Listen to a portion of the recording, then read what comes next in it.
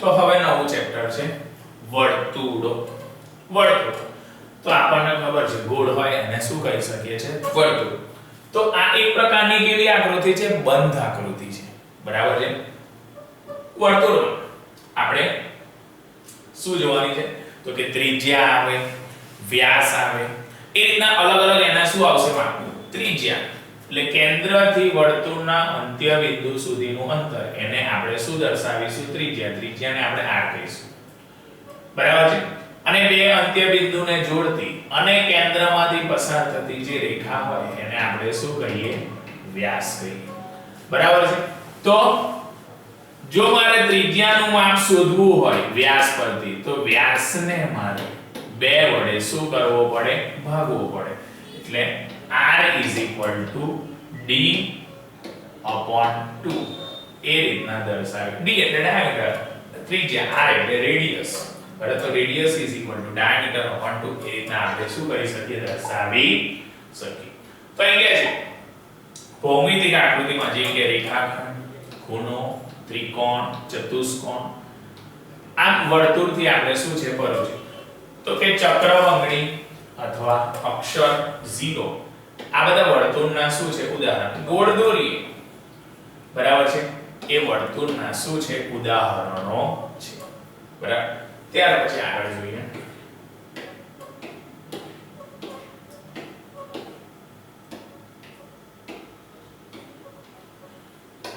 વર્તુળમાં કહે છે કે વર્તુળ એ સમતલમાં એવા તમામ બિંદુઓનો સમૂહ છે કે જે સમતલમાં નિયત બિંદુથી ચોક્કસ અંતરે હોય છે બરાબર છે.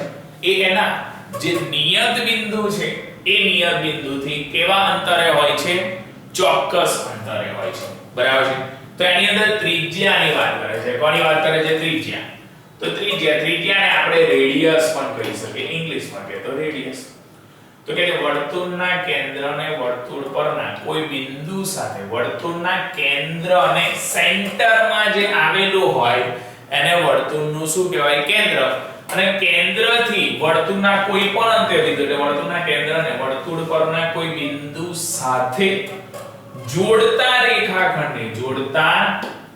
રેખાખંડને આપણે શું દર્શાવી શકીએ ત્રિજ્યા કહી શકીએ. શું કહી શકીએ ત્રિજ્યા. તો કે છે અહીં O કેન્દ્ર વાળું એક શું દર્શાવ્યું છે વર્તુળ. O કેન્દ્ર વાળું શું દર્શાવ્યું છે વર્તુળ દર્શાવ્યું છે. તેની ત્રિજ્યા બરાબર છે એ જે ત્રિજ્યા છે એ ત્રિજ્યા આપણને શું દર્શાવી છે OA દર્શાવી છે. ત્રિજ્યાનું માપ આપણને કેટલું દર્શાવેલું છે OA દર્શાવેલું છે બરાબર. તો ત્રિજ્યા OA છે બરાબર છે. અને OB એ પણ કોનું માપ દર્શાવે છે ત્રિજ્યા. તો એની અંદર OA અને OB ની જે લંબાઈ છે એ કેવા હોય છે સમાન. તો કે વર્તુળની તમામ ત્રિજ્યાઓ એ કેવી હોય છે સમાન હોય છે. વર્તુળની જે તમામ ત્રિજ્યાઓની વાત કરે છે એ તમામ ત્રિજ્યાઓ એ કેવી હોય છે સમાન હોય છે.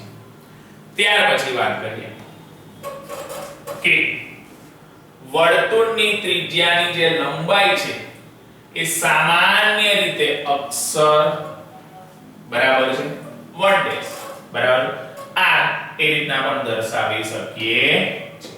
આ એ રીતના આપણે શું કરી શકીશું દર્શાવી શકીશું. તો અહીં આગળ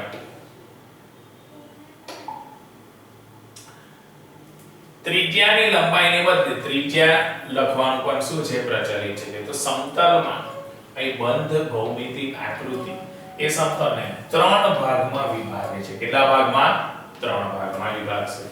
તો આકૃતિનો જે અંદરનો ભાગ છે એ આકૃતિ અને આકૃતિનો જે બહારનો ભાગ છે એને અહીં આગળ શું કરેલો છે છાયાંકિત એટલે દર્શાવેલો છે. આકૃતિનો આ અંદરનો ભાગ દર્શાવેલો છે. અંદરનો ભાગ એટલે ઇન્ટરનલ પાર્ટ. અને આ કયો ભાગ દર્શાવેલો છે એનો બહારનો ભાગ દર્શાવેલો છે. તો વર્તુળનો અંદરનો ભાગ એની પરિસીમા એ વર્તુળ છે અને છાયા વગેરેનો ભાગ એ વર્તુળનો કયો ભાગ છે બહારનો ભાગ છે. આ અંદરનો ભાગ દર્શાવશે ઉપરનો એ કે નીચેનો એ બહારનો ભાગ દર્શાવે છે. ત્યાર પછી દર્શાવશે એક નાનું એક્ઝામ્પલ છે કે વર્તુળના અંદરના ભાગમાં Q, વર્તુળના અંદરના ભાગમાં Q બિંદુ લેવાનું છે. આમ O થી Q નું માપ OQ એ નાનું છે, R ત્રિજ્યા કેવી છે મોટી, એટલે OQ લેસ ધેન R દર્શાવશે. આ વર્તુળના અંદરના ભાગના વર્તુળને બાહ્ય અંત ભાગ કહેવાય છે. બાહ્ય ભાગ એટલે એનો કયો ભાગ કહેવાય? અંત ભાગ. હવે વર્તુળના બહારના ભાગમાં એક P બિંદુ લો. બરાબર છે. વર્તુળના બહારના ભાગમાં જો P બિંદુ લઉં તો એ P બિંદુ OP ને માપવાનું છે. O થી P નું માપ માપવાનું છે. OP માપો. OP માપીશું તો O થી Q એ નાનું હતું પણ OP નું માપ જે ખરું એ ગ્રેટર ધેન R કરતા કેવું હશે? મોટું. કારણ કે જો બહારના ભાગમાં હોય તો મોટું હશે. એ કયા ભાગમાં હશે? બહારના ભાગમાં. કયા ભાગમાં? બહારના ભાગમાં એ વર્તુળનો બાહ્ય ભાગ દર્શાવે. કયો ભાગ દર્શાવશે? બાહ્ય ભાગ દર્શાવે છે. ત્યાર પછી આગળ વાત કરીએ જીવાની. કોની વાત કરીએ? જીવા. કે વર્તુળના કોઈ પણ બે બિંદુઓને જોડતા રેખાખંડને જીવા કહેવાય. બરાબર છે. વર્તુળના બે અંત્ય બિંદુઓ, બરાબર છે, વર્તુળના બે અંત્ય બિંદુને જે જોડતી રેખા છે એ જોડતા રેખાખંડને શું કહેવાશે? જીવા. તો કેન્દ્ર O અને ત્રિજ્યા R. તો વર્તુળની ત્રણ જીવાઓ એક AB, PQ અને CD દર્શાવી છે. એક AB દર્શાવી છે, બીજી PQ દર્શાવી છે અને ત્રીજી શું દર્શાવી છે? CD દર્શાવી છે. આમ જીવા જે PQ છે એ વર્તુળના કેન્દ્ર O માંથી શું થાય છે? પસાર થાય છે. બરાબર છે. કેન્દ્ર O માંથી એ શું થાય છે? પસાર થાય છે. આવી જીવાને વર્તુળનો શું કહેવાય? વ્યાસ કે વર્તુળના કેન્દ્રમાંથી અને બંને અંત્ય બિંદુને જોડતી જે રેખા દર્શાવે, બરાબર છે, એને આપણે શું કહી શકીએ? વ્યાસ. તો વ્યાસને આપણે D તરીકે, કોના તરીકે? D તરીકે તો વર્તુળના કેન્દ્રમાંથી, વર્તુળના કોની અંદરથી? કેન્દ્રમાંથી પસાર થતી જીવાને શું કહેવાય? વ્યાસ કહેવાશે. બરાબર છે. વર્તુળના કેન્દ્રમાંથી પસાર થતી જીવાને એનો શું દર્શાવશે? વ્યાસ. તો અહીં PQ માં એની લંબાઈ, બરાબર છે, PQ ની લંબાઈ આપણે D કરીએ અને ત્રિજ્યા R દર્શાવી, બરાબર છે, આખી D અને R. તો D is equal to diameter is equal to twice into ત્રિજ્યા. એટલે D બરાબર 2R. એવી રીતના પણ આપણે શું કરી શકીએ? તો વ્યાસ એ ત્રિજ્યાથી કેવો થશે? બમણો થશે. કેવો થશે? બમણો થશે. બરાબર. ત્યાર પછી આપણે જોઈએ કે PQ, AB અને CD એ ત્રણે ત્રણ જીવા જે દર્શાવી હતી, આમાં PQ જે વ્યાસ PQ એ AB કરતા મોટો છે અને PQ એ CD કરતા પણ કેવો છે? મોટો. એટલે વ્યાસ એ વર્તુળની સૌથી લાંબી જીવા છે. વ્યાસ એ વર્તુળની કેવી છે? સૌથી લાંબી જીવા છે. બરાબર છે. ત્યાર પછી વાત કરે છે ચાપની. કોની વાત કરે છે? ચાપની. જીવા જોયું, ત્યાર પછી આપણે ચાપ જોઈએ. ચાપની અંદર કહે છે કે વર્તુળના ભાગને શું કહેવાય? ચાપ. આ રીતના આખું વર્તુળ દર્શાવ્યું છે તો આ જે ભાગ દર્શાવ્યો તો એ વર્તુળના ભાગને શું કહીએ? ચાપ.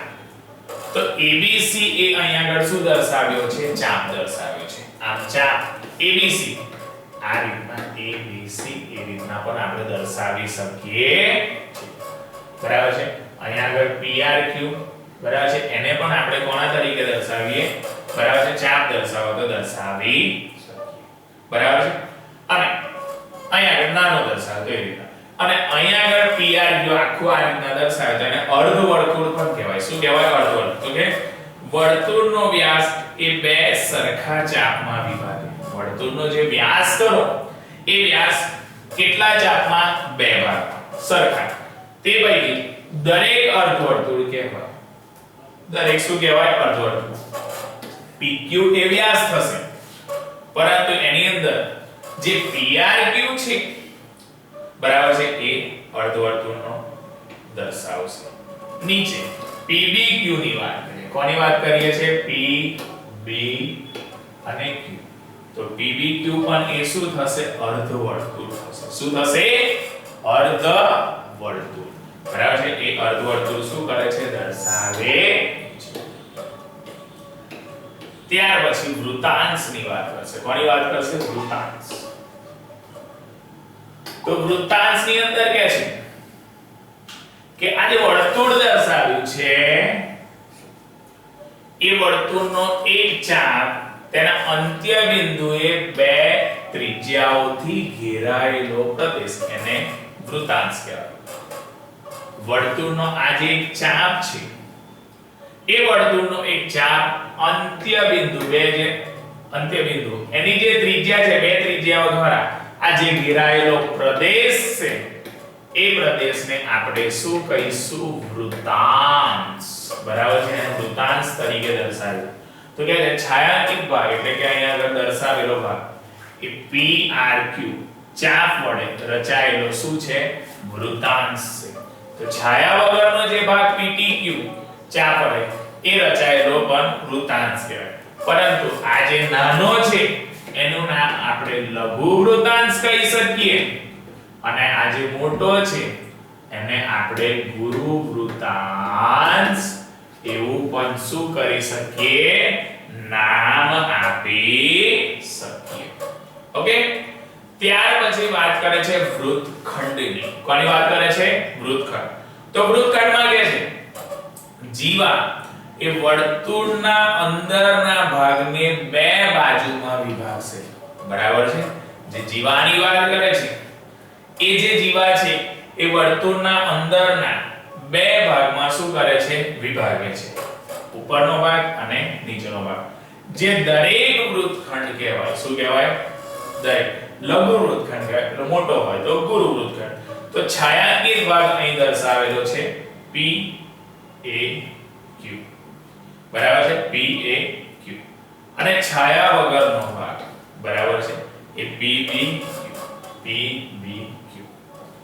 અને P. બરાબર છે? આ PAQP અને PBQP. બરાબર છે? તો આ જે નાનો હોય એને આપણે લઘુ વૃત્તખંડ કહેવાય. મોટો હોય એને આપણે ગુરુ વૃત્તખંડ તરીકે શું કરી શકીએ? દર્શાવી શકીએ. તો જે મોટો દર્શાવ્યો એને ગુરુ વૃત્તખંડ કીધું. નાનો દર્શાવ્યો એને આપણે શું કીધું? લઘુ વૃત્તખંડ. બરાબર છે? ત્યાર પછી વાત કરીએ પરિઘ. કોની વાત કરીએ આપણે? પરિઘ. તો પરિઘની અંદર દર્શાવશે કે વર્તુળ પર એક બિંદુ P આ બિંદુ વર્તુળ સાથે એક વખત ગતિ કરે તો પોતાની મૂળ સ્થિતિમાં એ પાછો આવે છે. આ રીતના વર્તુળ દર્શાવે. એના પરનું કોઈ બિંદુ P અહીંથી ગતિ કરવાનું ચાલુ કરે એટલે આખું ફરીને પાછું ત્યાં આવશે. તો P જે આવરી લેવાયેલો અંતર એને વર્તુળનો શું કહેવાશે? પરિઘ. P એ જે કાપેલું અંતર હોય વર્તુળાકાર પથ પર એ જે કાપેલું અંતર હશે એને એનો શું દર્શાવશે? પરિઘ દર્શાવે છે. શું દર્શાવે છે? પરિઘ. અહીંયા આગળ શું કરે છે? દર્શાવે છે. તો અહીં એક ચક્ર લો જ્યાં જમીનને અડે તે રીતના તો બિંદુ અંકિત કરો. આ ચક્રને એવી રીતે બિંદુ પર ફેરવો કે જમીન પર આવે અને રેખા પર એ રીતના અંતિમ સ્થિતિ એની વચ્ચેનું અંતર શું કરવાનું છે? માપવાનું. તો એ શું દર્શાવશે? પરિઘ. તો વર્તુળની પરિમિતિ અથવા પરિસીમાની લંબાઈ કોની? વર્તુળની પરિસીમાની જે લંબાઈ છે એ વર્તુળની પરિસીમાની લંબાઈ એ વર્તુળનો શું દર્શાવશે? પરિઘ દર્શાવે છે. શું દર્શાવે છે? પરિઘ. તો કે જુદા જુદા વર્તુળોની વાત કરીએ તો એનો પરિઘ અને વ્યાસ શું કરવાનું? માપવાનું છે. તો એની અંદર પરિઘ અને વ્યાસ એ પરિઘ અને વ્યાસનો ગુણોત્તર તે જ રહે છે. તો કે વર્તુળનો પરિઘ એ તેનો વ્યાસ સાથેનો ગુણોત્તર એ હંમેશા કેવો રહે છે? અચળ. બરાબર છે. વર્તુળનો જે પરિઘ છે એ વર્તુળનો પરિઘ તેનો વ્યાસ સાથેનો ગુણોત્તર હંમેશા અચળ હોય છે. આમ અચળ ગ્રીક અક્ષર પાઈ વડે એને સાર્વત્રિક રીતે શું કરવામાં આવે છે? એને દર્શાવવામાં આવે છે. પાઈની કિંમત આપણે લઈ શકીએ 22/7 બરાબર છે, અથવા પોઈન્ટમાં લખીએ તો 3.14. એ રીતના આપણે શું કરી શકીએ? દર્શાવી શકીએ. તો આ જ્યાં c વર્તુળનો પરિઘ હોય, d એ વ્યાસ હોય અને r શું દર્શાવી શકીએ? ત્રિજ્યા. પાઈની કિંમત એ 22/7 અથવા 3.14 એ બંને કિંમત આપણે દર્શાવી શકીએ. આર્યભટ્ટે ભારતના ગણિતશાસ્ત્ર પાઈની બહુ બરાબર કિંમત શું કરી આપીને 3.14 એ ખરેખર એ એની સંખ્યા એ શું કરી દર્શાવી, અને એ તે અસમની સંખ્યા હતી. એ કઈ સંખ્યા હતી? અસમની સંખ્યા તરીકે એને શું કરી? દર્શાવી. બરાબર છે. તો અહીંયા આગળ આપણને કોના મૂલ્યની વાત કરી? પાઈના મૂલ્યની વાત કરી. કોના મૂલ્યની વાત કરી? પાઈના મૂલ્યની એ શું કરે છે? વાત કરે છે. બરાબર. અને પાઈ એ આપણને દર્શાવ્યું કે એ અસમની સંખ્યા છે. કઈ સંખ્યા છે? અસમની સંખ્યા. એ રીતના આપણે એને શું કરી શકીશું? દર્શાવી શકીશું. ઓકે. હવે જોવાનું છે આપણે વર્તુળના ચાપનું માપન. જે વર્તુળના ચાપ હોય છે, બરાબર છે, એ ચાપને આપણે શું કરવાના? તો કે બે પ્રકારના ચાપ હતા એ આપણને ખબર છે. લઘુ ચાપ અને ગુરુ ચાપ. બરાબર. તો એની અંદર એ વર્તુળના ચાપના માપનમાં કહે છે કે વર્તુળના ચાપ એ લંબાઈ માપવા માટે અથવા એક દોરી મૂકીએ અથવા લંબાઈની માપપટ્ટી, તો એ લઘુ ચાપની વાત કરીએ છીએ. એ સાદા ચાપની વાત કરતા હતા. બરાબર છે. એ રીતના માપીએ તો લઘુ ચાપમાં વર્તુળનો ચાપ કે જેની લંબાઈ તે અર્ધ વર્તુળ કરતા ઓછી હોય. બરાબર છે. વર્તુળના ચાપ કે જેની લંબાઈ, વર્તુળનો ચાપ એવો હોય કે એની જે લંબાઈ છે, ચાપની લંબાઈ એ અર્ધ વર્તુળ કરતા કેવી હોય? ઓછી હોય. તો એને આપણે કયો ચાપ કહીશું? લઘુ ચાપ કહેવામાં આવે છે. કેવો ચાપ કહેવામાં આવે છે? લઘુ ચાપ. તો PAQ આ જે દર્શાવે છે PAQ, બરાબર છે, એ આપણે શું દર્શાવીશું? લઘુ ચાપ દર્શાવીશું. કયો ચાપ? લઘુ ચાપ. ઓકે. બરાબર છે. લઘુ ચાપ. ત્યાર પછી ગુરુ ચાપ. તો ગુરુ ચાપની વાત કરીએ તો કે વર્તુળના ચાપ કે જેની લંબાઈ તે જ અર્ધવર્તુળ કરતા મોટી હોય. અર્ધવર્તુળ કરતા કેવી હોય? મોટી.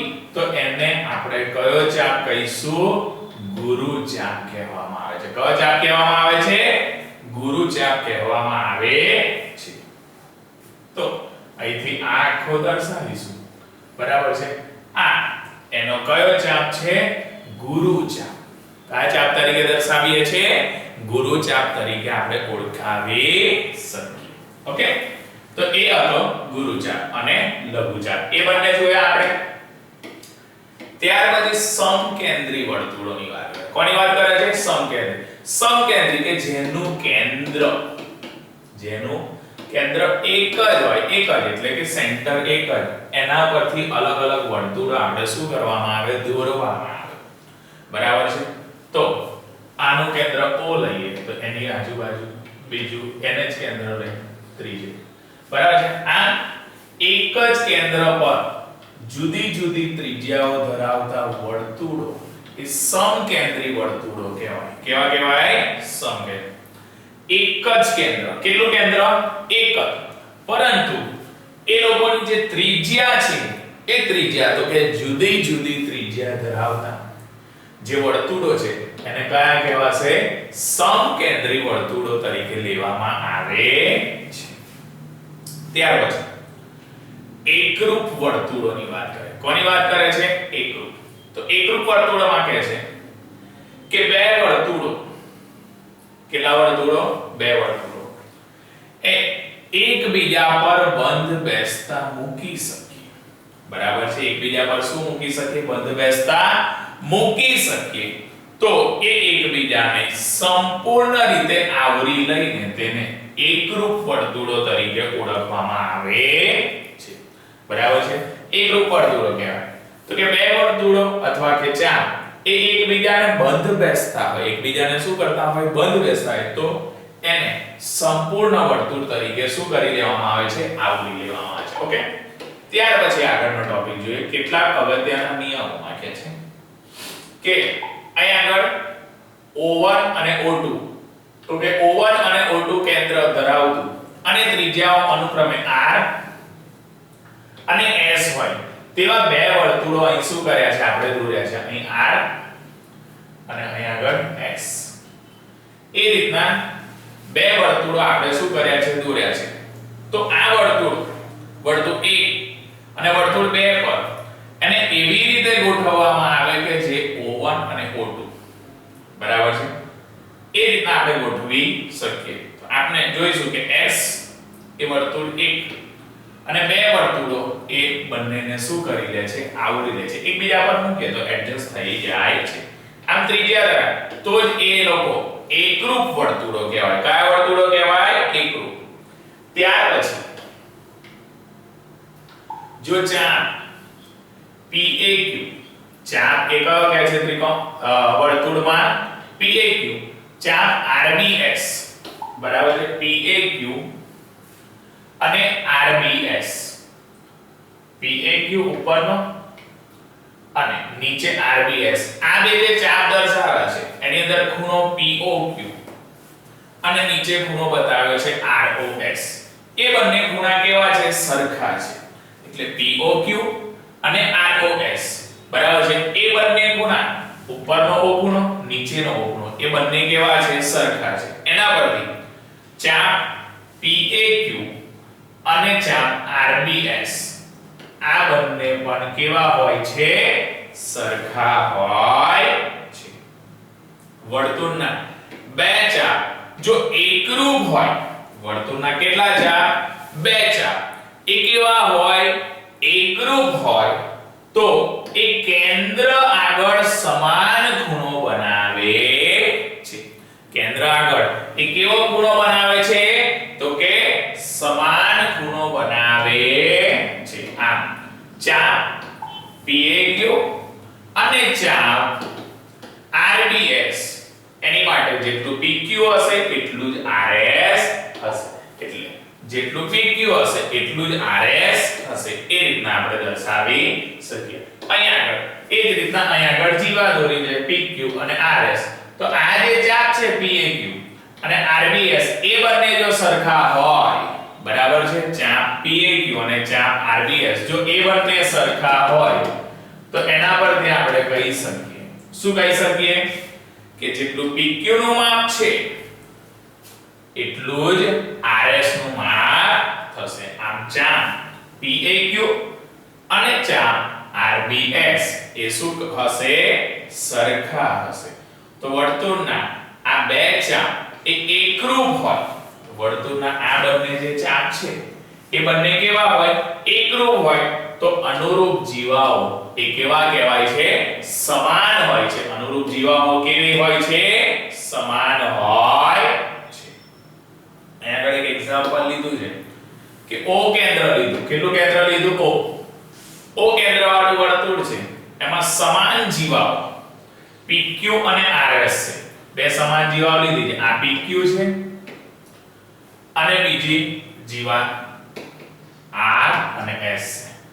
તો PQ અને RS જીવા છે તો એની અંદર O થી P નું માપ, O થી Q નું માપ, O થી R નું માપ અને O થી S નું એ શું કરવાના છે, જોડવાના છે. તો એના પરથી ખૂણો POQ, ખૂણો ROS આપણે માપીશું. તો એ બંને કેન્દ્ર આગળના જે બંને ખૂણા હશે એ આપણને કેવા મળશે, સરખા મળશે. અને સરખા મળશે તો એના પરથી બંને જીવા આ બાજુ PQ છે એટલી RS એ જીવા આપણને કેવી મળે છે, સરખી મળે છે.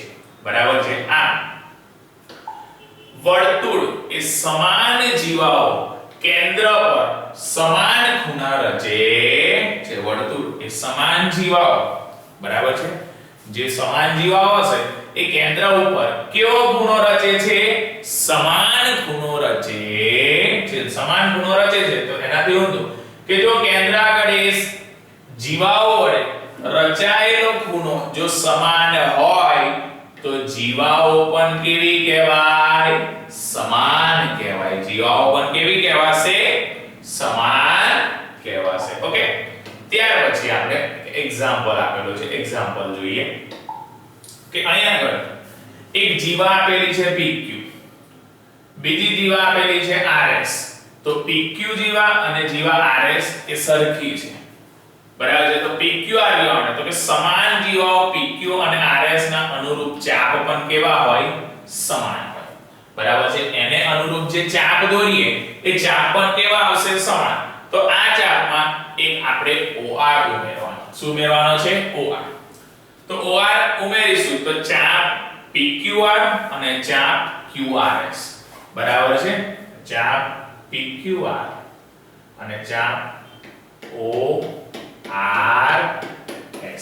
આ બંને શું આવશે? સરખા. અને જો એ બંને ચાપ સરખા આવશે તો એના ઉપરથી હું કહી શકીશ કે જીવા PR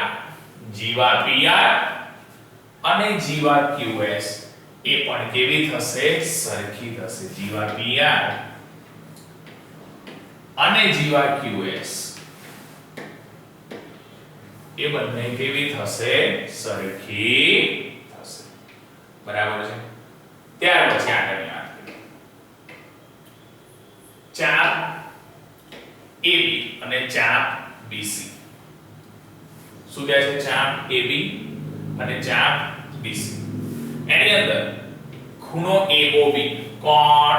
ખૂણો AOB કેટલા અંશ છે? 30 અંશ છે. ખૂણો AOD કેટલા અંશ છે? 70 અંશ છે. તો ખૂણો COD આખો શું કરવાનો છે? શોધવાનો છે. તો આપણે જોઈએ એની અંદર કે ચાપ AB અને ચાપ BC એ કેવા હતા? સરખા. તો એના પરથી ખૂણો AOB અને ખૂણો BOC, બરાબર છે, એ સરખા થશે. કેન્દ્ર આગળ બંને ખૂણો રચેલો છે. તો આનું માપ 30 થશે તો પેલાનું માપ પણ કેટલું થશે? 30 જ થશે. અને 30 થશે તો જે COD છે, બરાબર છે, એ COD ત્રણે ત્રણ ખૂણાનો શું થશે? સરવાળો. એક ખૂણો થશે COB, બીજો ખૂણો થશે AOB, ત્રીજો ખૂણો થશે AOD. ત્રણે ત્રણનો સરવાળો 30 અને 70. 30 ને 30 60 ને 30 130. તો ખૂણો આખો જે ખૂણો છે એ મને 130 અંશનું માપ મળશે. આપણને સાદી વસ્તુ કીધેલી કે અહીં AOD અને AOB એ બંને આપેલા હતા, પરંતુ આ કેન્દ્ર આગળ જે ખૂણેલો આતરેલો છે AOB એટલો જ BOC થશે. તો આનું માપ જો 30 થશે, બરાબર છે, એનું માપ કેટલું થશે? 30 થશે. તો આનું માપ પણ કેટલું થશે? 30 થશે. બંને 30 થશે. આખો ખૂણો શોધવાનો તો બધાનો શું કરી દેવાનો? સરવાળો કરવાનો. તો આપણને કેટલો મળે છે? 130 અંશ મળે. કેટલો મળે છે? 130 અંશ મળે છે. ત્યાર પછી એક એક્ઝામ્પલ લે છે. એક વર્તુળ દોરેલું છે. વર્તુળનું કેન્દ્ર O છે. એટલે O કેન્દ્ર વાળું વર્તુળ છે. એમાં જીવા શું દોરી છે? PQ. આ જે જીવા દોરી છે એ જીવા શું છે? P અને Q. O માંથી કોની અંદરથી? O માંથી M P અને Q, બરાબર છે. શું? M P Q. આ રીતના આપણે શું કરવાનું છે? અહીં આગળ આપણે જે રેખા દોરીશું તો P N Q એ રીતના દર્શાવે. તો PN નું માપ અને NQ નું માપ શું કરવાનું? આપવાનું. તો માપીશું તો PN NQ એ બંને આપણને કેવા મળશે? ઇક્વલ મળશે. અને ઇક્વલ મળશે તો એના પરથી ખબર પડે કે વર્તુળના કેન્દ્રમાંથી જીવાને દોરેલો લંબ એ જીવાને શું કરે છે? દ્વિભાગે છે. જીવાને શું કરશે? એ દ્વિભાગે છે. ત્યાર પછી O કેન્દ્ર વાળું વર્તુળ. કયા કેન્દ્ર વાળું? O કેન્દ્ર વાળું વર્તુળ. જીવા શું દોરી છે? PQ આ PQ નું મધ્ય બિંદુ શું દર્શાવ્યું છે m m દર્શાવ્યું તો q અને m ને શું કરવાના છે આ રીતના જોડી દેવાના જોડીશું તો કાટખૂણા બરાબર છે અહીંયા આગળ OMQ અથવા OMP એ શું બનાવશે કાટખૂણો કાટખૂણો દર્શાવશે તો એ ખૂણાનું માપ એ કેટલા અંશ હશે 90 અંશ હશે કેટલા અંશ હશે 90 અંશ બરાબર છે તો કે છે વર્તુળના કેન્દ્રને અને જીવાના મધ્ય બિંદુને જોડતી જે રેખા છે કઈ રેખા છે જોડતી રેખા એ જીવાને કેવી હોય છે લંબ હોય છે બરાબર છે આ રીતના જે રેખા છે બરાબર છે જીવા અને કેન્દ્ર આગળ જે જોડતી રેખા છે એ ખૂણો એ કેટલા અંશનો બનાવે છે 90 અંશનો બનાવે છે એ રીતના આપણને શું કર્યું છે દર્શાવ્યું છે આ એના પરથી કહે છે ત્રણ અસમરેખ બિંદુઓ A B અને C બરાબર ત્રણ અસમરેખ બિંદુ લેવાના છે A B અને C એમાં AB અને BC ને જોડીશું તો AB અને BC એ લંબ દ્વિભાજક અનુક્રમે MN અને RS દોરવાના છે બરાબર એ MN અને RS દોરી દો સમરેખ ન હોય તો MN RS સમાંતર નથી તો માત્ર એ O માંથી એકબીજાને OA OB અને OC ને જોડીશું તો O કેન્દ્રને લઈશું તો O થી A એની ત્રિજ્યા એક વર્તુળ બની જાય બરાબર છે A B અને C બરાબર છે A B અને C માંથી પસાર થતી ઉપરની લીટી પર ત્રણ સમરેખ બિંદુઓ ફરી લઈએ અને ત્રણ અસમરેખ બિંદુઓમાંથી આ વર્તુળને દોરવાની પદ્ધતિ આપીએ તો વર્તુળના કેન્દ્રને અને જીવાના મધ્ય બિંદુને જોડતી રેખા એ જીવાને હોય છે બરાબર છે આ રીતના આ જીવા અને આ જીવા એને જોડતી રેખા એ જીવાને હોય છે જીવાને શું કરશે દુભાવશે એટલે ત્રણ સમરેખ બિંદુઓમાંથી પસાર થતું વર્તુળ એ શું કરી શકાતું નથી દોરી શકાતું નથી બરાબર છે આ રીતના એક એક્ઝામ્પલ્સ લીધેલું છે આપણને અને કીધું O કેન્દ્ર વાળું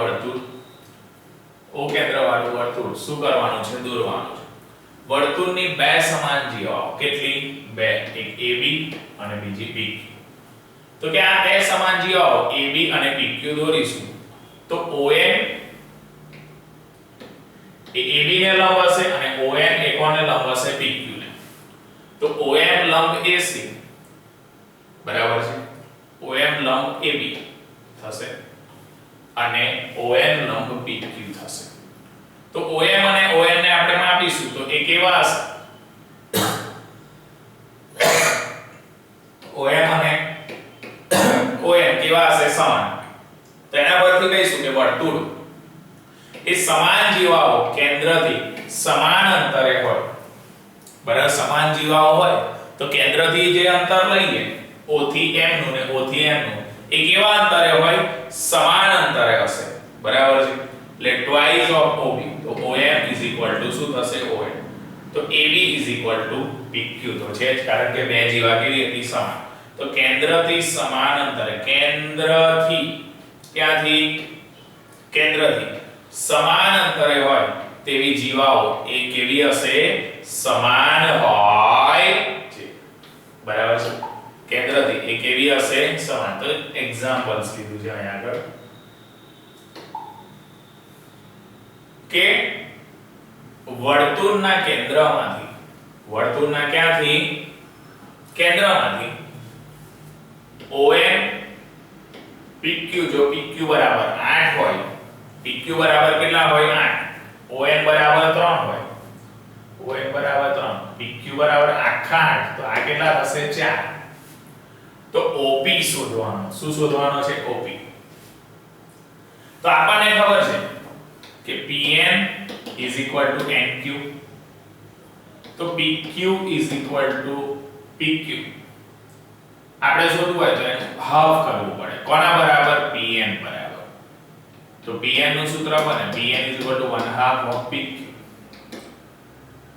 1/2 8 તો કેટલા હતા 4 તો આપણને કેટલું મળે છે 4 તો આ આપણને 4 મળશે 4 તો કાટકોણ ત્રિકોણ બને કાટકોણ ત્રિકોણ ONP કાટકોણ ત્રિકોણ ONP અથવા OPN માટે જેટલો OP નો સ્ક્વેર હશે બરાબર છે એટલો જ PN નો સ્ક્વેર હશે અને ON નો સ્ક્વેર હશે એટલે જેટલો OP નો સ્ક્વેર એટલો PN નો સ્ક્વેર અને એટલો ON નો સ્ક્વેર તો OP સ્ક્વેર PN એટલે 4 નો સ્ક્વેર અને ON એટલે 3 નો સ્ક્વેર 4 નો સ્ક્વેર અને 4 નો square 16 3 no square 9 16 plus 9 is equal to કેટલા થશે 25 તો OP બરાબર કોના બરાબર OP બરાબર આપણને કેટલા મળશે 5 મળશે કેટલા મળશે 5 એટલે 5 મળે છે ત્યાર પછી એક વર્તુળની જીવાને બરાબર છે આ રીતના જીવા અહીંથી દોરે એ લંબ છે તેનું કેન્દ્ર અને વ્યાસ છે તો CA બરાબર twice of CA બરાબર twice of OD એવું સાબિત કરવાનું છે તો આપણને OD એ AB ને શું છે લંબ છે OD જે આપેલું છે અહીંયા આગળ એ AB ને કેવું છે લંબ છે એટલે OD લંબ AB તો D ખરું એ AB નું શું થશે મધ્ય બિંદુ થશે D એ AB નું શું થાય છે મધ્ય બિંદુ થશે તો O એ CB D એ AB નું મધ્ય બિંદુ થાય તો O એ CB નું શું થશે મધ્ય બિંદુ થશે તો ABC માં O અને D ABC ની અંદર O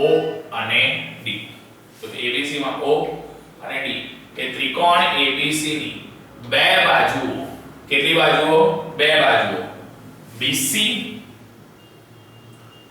અને AB શું BC અને AB તો OD is equal બરાબર છે OD is equal to 1/2 of CA થશે બરાબર છે OD નું માપ થશે એ CA કરતા કેવું થશે અડધું થશે કારણ કે હાફ છે તો એ ટ્વાઇસ બરાબર છે ભાગાકારમાં ટ્વાઇસ ગુણાકારમાં જાય તો આપણે એવું લખી શકીએ કે CA બરાબર twice of OD twice of શું થશે OD અને ટ્વાઇસ ઓફ OD થશે તો આપણે જે સાબિત કરવાનું હતું કે CA બરાબર કોના બરાબર CA બરાબર ટ્વાઇસ ઓફ OD આપણને શું થઈ જશે મળી જશે એકદમ ઈઝી એક્ઝામ્પલ છે એમાં કીધું હતું OD એ જે OD છે એ AB ને શું હતો લંબ હતો OD એ જો AB ને લંબ હોય તો D જે ખરું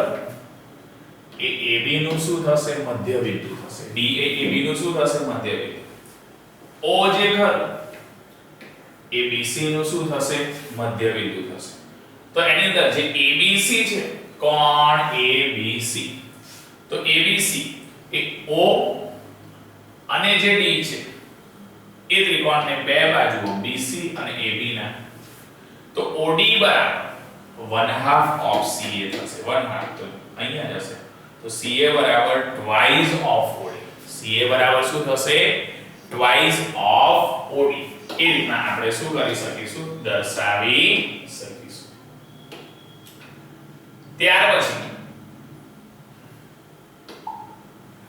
એક વર્તુળમાં અંતર્ગત નિયમિત ષટકોણ શું કરેલા છે દોરેલા છે તો આ ષટકોણની દરેક બાજુનું કેન્દ્ર આગળ કયો ખૂણો બનાવે છે અથવા કયો ખૂણો આંતરે છે તો એની અંદર નિયમિત ષટકોણને 6 બાજુઓ કેવી હોય છે સમાન આ નિયમિત ષટકોણ લો તો એની 6 એ 6 બાજુ આ અને આ 6 બાજુઓ કેવી હોય છે સમાન હોય છે આમ દરેક બાજુ એ કેન્દ્ર આગળ સમાન ખૂણો શું કરે છે રચે છે કેન્દ્ર આગળ એ સમાન ખૂણો શું કરે છે રચે છે અને સમાન ખૂણો રચે છે તો ષટકોણની બાજુનું કેન્દ્ર આગળ x અંશ ખૂણો બનાવશે કેટલા અંશ ખૂણો બનાવે છે x અંશ અને x અંશ ખૂણો બનાવશે તો 6x અંશ બરાબર છે એક બાજુ x અંશ બનાવે તો બધાનું માપ કારણ કે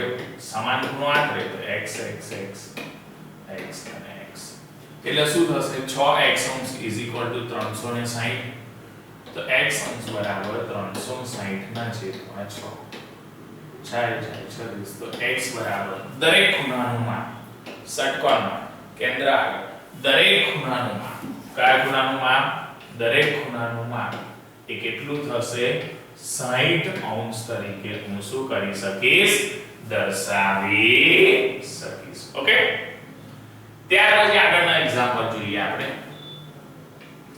બરાબર આગળના એક્ઝામ્પલમાં આપણને એવું કીધું છે કે વર્તુળની બે સમાંતર જીવાઓ કોની વર્તુળની બે સમાંતર જીવાઓ 15.6 છે એક્ઝામ્પલ નંબર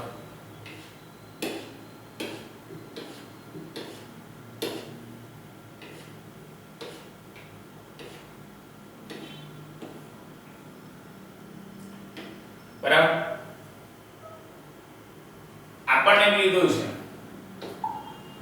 કે વર્તુળની બે સમાંતર જીવાઓ PQ અને AB અનુક્રમે 7 અને 13 સેમી લંબાઈની છે બે જે જીવાઓની વાત કરે છે એ જીવાઓ 7 અને 13 સેમી લંબાઈની છે જો PQ અને AB વચ્ચેનું અંતર જો 3 સેમી હોય બરાબર PQ અને AB વચ્ચેનું અંતર કેટલા સેમી હોય 3 સેમી તો વર્તુળની ત્રિજ્યા શું કરવાની છે શોધવાની છે વર્તુળની ત્રિજ્યા શોધવાની છે તો આ રીતના અહીં આગળ બે જીવાઓ દર્શાવેલી છે AB અને PQ એ બંને જીવાઓમાં એકનું માપ 7 છે એટલે નાની જીવાનું માપ 7 થાય મોટી જીવાનું માપ 13 થાય બરાબર છે આ રીતના અને A અને B એ 3 સેમી છે PQ અને AB બરાબર છે PQ અને AB એ બંને નું જે રેડિયસ ની વાત કરે છે એ 3 સેમી છે તો એની માટે હું લઈશ બરાબર કે ધારો કે કેન્દ્ર O PQ ને લંબ દ્વિભાજક OL દોરીએ તો AB ને પણ M આગળ દ્વિભાગશે તો OQ ને OB શું કરવાના છે જોડવાના છે OQ ને OB જોડીશું બરાબર છે OQ અને OB આ રીતના જોડીશું તો અહીં આગળ જ્યારે જીવા હતી અને અહીંથી લંબ દોર્યો તો L અને M આગળ શું કરતો તો દ્વિભાગતો હતો તો O ને Q સાથે અને O ને L સાથે હું શું કરીશ એને જોડીશ બરાબર તો આપણને મળશે કે OM બરાબર x ધારવાનો છે OM બરાબર શું ધારવાનો છે x અને ત્રિજ્યા એ 1 સેમી એટલે 1 સેમી હોય બરાબર તો એના પરથી આપણે દર્શાવીશું કે OM બરાબર કોના બરાબર OM O થી M નું માપ x બરાબર છે તો એના રેડિયસ પ્રમાણે જો આનો પાયથાગોરસ લગાવો તો OB માટે થશે OB સ્ક્વેર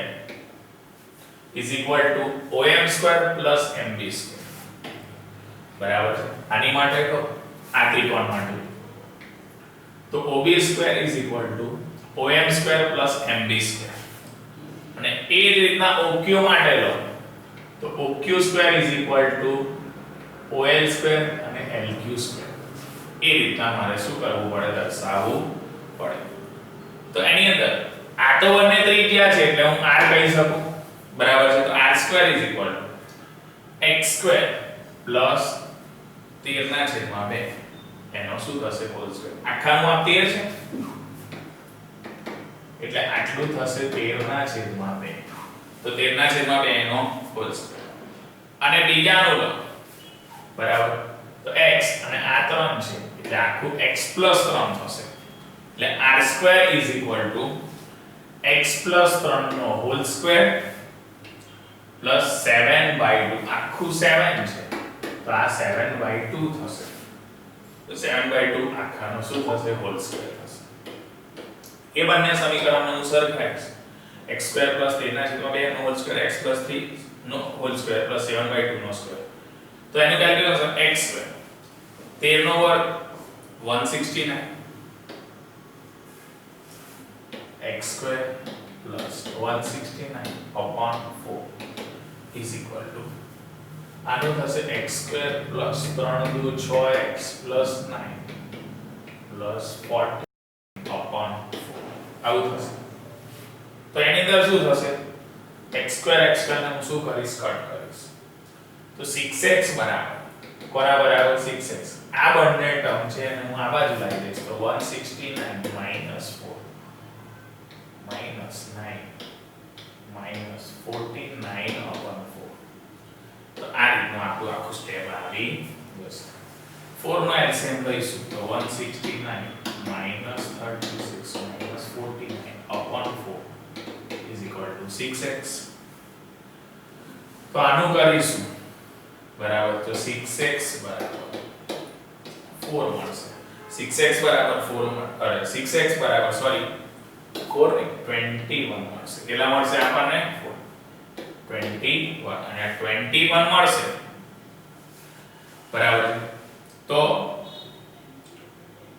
x બરાબર 21/6 7 તારી 21 2 તારી 14 તો x બરાબર 7/2 બરાબર છે x બરાબર આપણને મળશે 7/2 અને એ જે 7/2 મળશે તો એને પેલાની અંદર મૂકીએ કોઈ પણ ઇક્વેશનમાં તો r2 બરાબર 7/2 નો હોલ સ્ક્વેર પ્લસ 13/2 નો હોલ સ્ક્વેર 49/4 પ્લસ 169/4 તો 218/4 તો r is equal to square રૂટમાં 218/4 નો કેટલા થશે 2 તો રેડિયસ આપણને વર્ગમૂળમાં 218 ના છેદમાં 2 સેન્ટીમીટર એટલી આપણને રેડિયસ શું થશે મળે છે બરાબર છે એટલી રેડિયસ આપણને શું થશે અહીંયા આગળ મળશે તો આપણને અહીંયા આગળ બરાબર ઈઝીલી બધા જે માપ આપેલા આ જે મોટાનું માપ હતું એ 13 થતું હતું આખાનું માપ 13 આપેલું છે એટલે આટલું 13 ના છેદમાં 2 થાય છે આ x સપોઝ કરીએ આ 3 આપેલું છે એટલે આખું થાય x + 3 થશે આ 7 આપેલું છે તો આ 7 ના છેદમાં 2 થશે બંનેને રેડિયસ સાથે સરખાવો તો r2 બરાબર r2 x2 + 13 ના છેદમાં 2 આખાનો હોલ સ્ક્વેર થશે આ એનું કયું ઇક્વેશન થશે પહેલું ઇક્વેશન ત્યાર પછી આગળ બીજા ઇક્વેશનની વાત કરીએ તો એની અંદર કીધું છે કે r2 = x + 3 એનો સ્ક્વેર કારણ કે આપણને અહીંયા આગળ કીધું હતું ને કે બીજા માટે આખું આવશે એટલે આ x અને આ 3 એટલે x + 3 નો હોલ સ્ક્વેર તો r2 = x + 3 નો હોલ સ્ક્વેર અને 7/2 નો સ્ક્વેર બરાબર છે એટલે x + 3 નો હોલ સ્ક્વેર + 7/2 નો તો આનું સ્પ્લિટ કર્યું આપણને x + 13 ના છેદમાં 2 x નો સ્ક્વેર x + 3 નો સ્ક્વેર + 7/2 તો આપણને 6x બરાબર 169 - 4 9 - 49/4 આવું કંઈક મળતું હતું આનું સ્પ્લિટ કરીને મેં બતાવેલું તમને કે આનું x2 થતું હતું આનું 169/4 થતું હતું = x2 + 3 * 2 = 6x + 9 49/4 આવું તો x2 શું થશે કટ થશે તો 6x જો ત્યાં આવે તો 169/4 - 9 - 49/4 આનું કેલ્ક્યુલેશન કરતા હતા તો આપણને કેટલા મળતા હતા 21 = 6 તો 21/6 = x તો 2 તરીશો 7 તરીશો x મને મળતા હતા 7/2 પરંતુ આપણે x ની વેલ્યુ શોધવાની નથી આપણે શું શોધવાનું છે રેડિયસ r ની એટલે જે ઇક્વેશન હતું ફર્સ્ટ ઇક્વેશન 1 માં બરાબર છે આની વેલ્યુ શું કરવાની x = 7/2 પુટ મૂકવાની બરાબર મૂકતા તો એની કિંમત આપણે જો મૂકીશું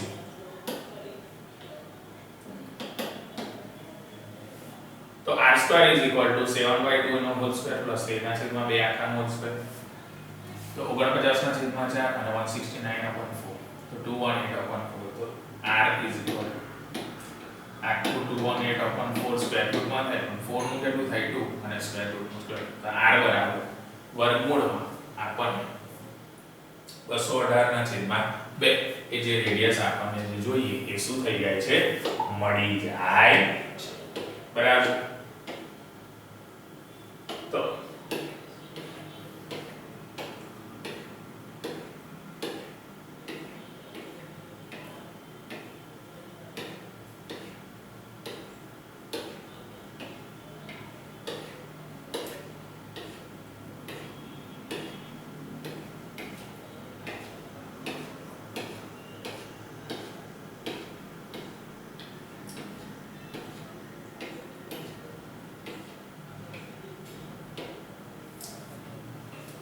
તો સર અહીંયા આગળ